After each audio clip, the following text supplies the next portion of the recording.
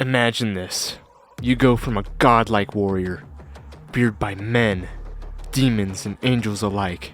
The kind of guy who made hell itself need therapy. Being so unstoppable, the angels were practically French kissing the dirt you walked on as you ripped and tore through all existence. Now, you're a big old medieval tank man cosplaying as Captain America, crouching behind a shield like your KD ratio depends on it.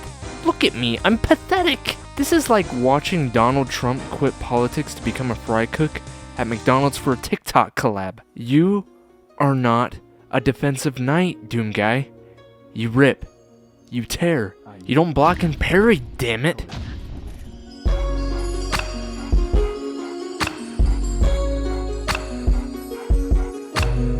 Doom the Dark Ages is a wild pivot from the Demon Blender energy of the last two games. For the past 10 years, Doom has rewarded hyper-aggressive play. All gas, no brakes, just blood. Now, they hand you a shield and say, try playing smart. Like, I didn't just load this game up to commit interdimensional war crimes. Hello. It's less rip and tear, and more hide and be a little baby behind your stupid little shield that you got. Honestly, it feels like we took Doomguy and shoved him into Dark Souls 1 with the old reliable Giant Dad build. Except now, Giant Dad is built like a refrigerator with anger issues. Booting up the game, I started clacking away at my keyboard, more excited than a white girl getting her first pink drink of the morning at Starbucks. The dopamine was pumping, coursing, flowing through my veins. Then came time for the first glory kill, and there wasn't one.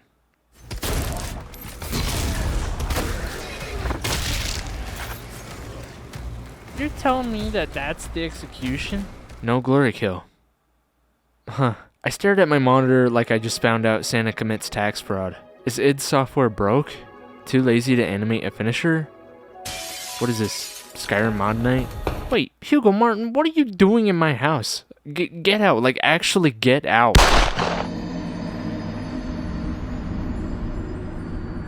It's all about player freedom, and there's more enemies on screen now than we've ever had before. If we're asking the player to stop and play a synced animation for every one of those, it was getting very, very tedious. And we wanted, in this game for you to be able to perform multi-glory kills. You know, that scene in the opening of 300, not the opening, but in the Hot Gates, the battle scene in 300, the Zack Snyder film, you know, when Leonidas breaks the phalanx, and it's just that beautiful side shot that tracks with Leonidas, and it goes into slow-mo as he's taking out all these guys in one fluid action, and he throws away the spear, and he picks up the Spartan sword, and he just starts wrecking people. That was a major touch point for us. We wanted to make you feel like that in this game.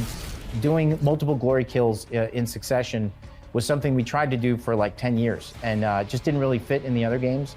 A lot of times you'd have multiple characters or two characters staggered right next to each other. You perform the one glory kill in 2016 or Eternal. By the time you turn to the other guy, he's already out of the stagger. And it also just kind of feels disjointed. So in this game, by unsyncing them, you know, they're more like executions. You know, you're able to just move from one guy to the next. So it is a system. People think it's just playing the same melee strike every time. There's a bucket of melee animations that we're pulling from. The ragdolls aren't just ragdolls. We're actually playing like certain falter animations that then, you know, will transition into ragdolls. So really polish the physics system there.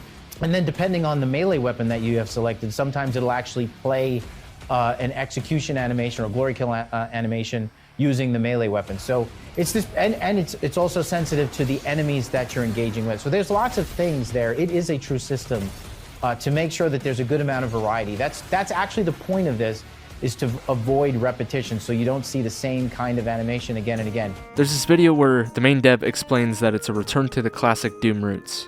There's more grit, less flair. A Doom that evokes the feeling of your grandma's dragon statue collection. You know, the ones you were absolutely not allowed to touch but always considered stealing. That's the vibe of this game. Respect to my granny, queen of resin beasts. Love you, granny. Doomguy in this game feels less like the melee fox of Doom and more like Master Chief's angrier cousin. You're tanky, shield heavy, and encouraged to use your environment, health pickups, and sheer stubbornness instead of glory killing your way to greatness. It's the Dark Souls of boomer shooters. Yeah, I just put that in the script. And if Mick Gordon was Gwyn, trying to keep the Doom flame burning, and Bethesda doused a bucket of piss onto it. R.I.P. you beautiful heavy metal Jesus, I love you. Mwah. Now, gameplay-wise, it's not as tight as Doom Eternal's Murder Ballet, but I do like finding combo chains and slamming the E key like it owes me money. The shield is a central piece, to the point where I wondered what a double shield build would just look like. Just Doomguy waddling around like a pissed off tortoise, floating around, slamming everything. Unfortunately, this also means that weapon variety kinda takes a nap. You zap shields with your plasma weapons, then kill the demons with whatever else that you have, and then you just kinda repeat this process. It's got Halo 3 simplicity, but not always in a good way, necessarily. The arenas at times can almost start feeling like I'm playing ping pong against Satan. Endless back and forth parries until I question whether I'm playing Doom or the world's angriest rhythm game. And let's not lie, again, Shield Bash is broken. You're gonna spam that thing harder than a For Honor player.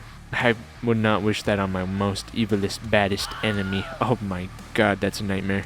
Okay, so now let's talk about Serrat, Doomguy's little dragon buddy. Look at this cute little guy. Oh. Yep, he's cute as hell. Pun intended. Definitely a consolation prize for losing Daisy, though. The dragon sections are visually stunning. I mean, my chair is practically a slip and slide from how hard I'm gushing. It's actually kind of gross. Like, I should probably get some paper towels. God, maybe a mop too. It's like slippery and I'd probably feel better with a shower. Oh my god. But unfortunately, the gameplay turns into a medieval game of Simon Says with the dragon. Bright lights, repeat the pattern, win. It ends up not really being challenging, it just ends up being a homework and a drag to go through. And that's the bigger issue. Everything about this game just feels simpler, which isn't bad on paper, but Doom isn't a series where we came to just chill and like hide behind a shield and pretend like I'm like skilled and stuff. We came to headbutt the devil through a cathedral window, not play it safe and hold the shield like we're trying to stop Miyazaki from invading our LAN party. Miyazaki, stop! I love the shift in tone. Sci-fi mashed with medieval vibes. Inject that straight into my eyeballs, please. It's like Doom accidentally wandered into a Warhammer cosplay convention, and honestly, I'm here for it. I don't have the time or emotional bandwidth to dump 30 dice onto a table and argue about whether my space work has line of sight, which is why I'm playing this game instead of Warhammer. But I respect the grind. Warhammer nerds, you win this round, okay? But do you know what I do have time for? A card game called Magic the Gathering.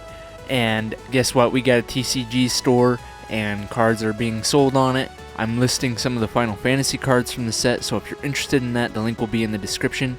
And very quickly back to the video. Thank you very much. Shameless plug. The music, Hellfire. Yes, I know the internet doesn't necessarily like it. Yes, it's not Mick Gordon's chainsaw to the face level iconic. But you know what? It still tears. Finishing Move Inc. really went in. Some of the tracks go insane and perfectly capture Doomguy's vibe. Loud, angry, and allergic to hesitation. Yeah, sure, the Ghost of the Eternal soundtrack does haunt all of us, and Mick Gordon absolutely got screwed over. But that doesn't mean the new composers didn't kill this OST, and credit where it's due. They made a really banging soundtrack, dude. And to talk about the bosses in Doom the Dark Ages, they're weirdly easier than the mini-bosses that guard your upgrades. Like, bro, I've been playing on Ultra Violence, and I died 7 times to some beefed-up booty gremlin, then turned the next major boss after this into blood confetti in like 30 seconds. And that's a weird game design choice to make, I feel like, with any game. It's like Robin being stronger than Batman. It's like Robin's going on a full power trip, while Batman's just kind of hanging out being like, "Yes, Robin, senpai. Oh, you want to be Nightwing and rip me off? Yes, Papa Robin, I am beneath you. Step on me to make me feel good about myself." It creates an entire ludonarrative dissonance. A term that sounds like a spell you'd cast in Bethesda's hit re-release Skyrim, but really just means that the story is saying one thing and the gameplay is saying another. Like, Doomguy in the cutscenes canonically is the walking apocalypse, feared across dimensions. But then, like, suddenly I'm getting folded by a mini-boss with a bad attitude and a gym membership. Like, are you kidding me? Id and Bethesda, why are you gaslighting me into this toxic polyamorous relationship? You know I'm gonna stay, but I can't forever. We all know this. If anything, the fix here is simple. Make the mini-bosses a bit less intense on Ultra Violence, and make the actual bosses you know, like actually bosses. And this is my pea-brained gamer opinion, served straight to you from my microwavable meals that I like to make because I don't like to cook. Here you go, boom, gamer set. I don't know. So, do I like the game in its current state? I actually do. I do like this game. Do I like it for $70? Absolutely not. That's like highway robbery right now.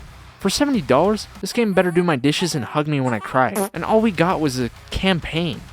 We didn't get the same stuff that we got with Doom Eternal. And this is why the indie scene is still cooking right now.